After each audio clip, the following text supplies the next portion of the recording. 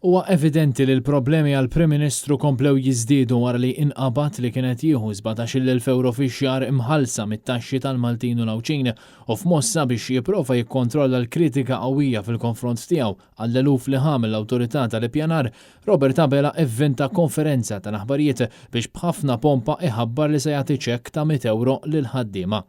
Il-ħlasijiet li d-ditta legali li qabel kont immexxi aktar minn sentejn ilu kienet tirċievi. U provajt tagħmel dal-argument illi jisu jien kont nitħallas jew d-ditta tiegħek kienet titħallas u ħadd ieħor le. Ħanfakrek ftit aħna x'għamilna f'dan is-sentejn.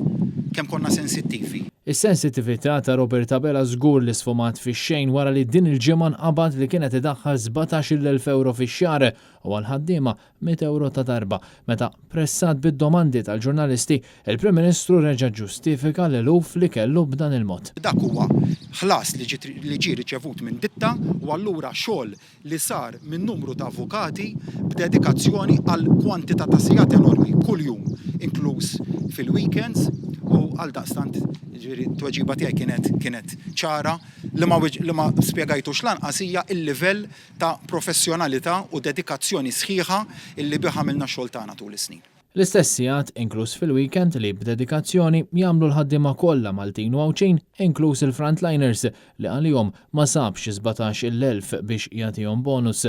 Meta pressat bid-domandi tal-ġurnalisti, Robert Abela prova jiġġustifika l-eluf li ħaqu billi qabbilhom maċ-ċiċri li se jagħti lin-nies.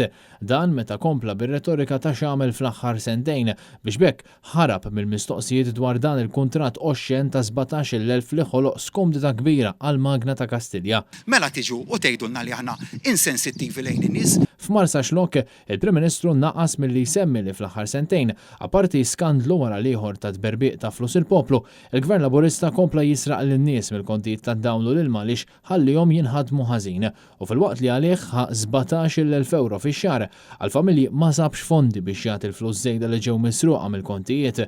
B'kuntrast tal dan, gvern immexxi minn Bernard Grech se jirrifondi l-miljuni misruqa mill-kontijiet tad-dawn l-ilma, jiżgura living wage diċenti, jipprovdi fond ta' 40 miljun euro biex jikkumpensa l-ispejjeż ta' trasport tal-importaturi l-manifatturi u jieqaf jaħli il-flus fuq kuntratti korrotti.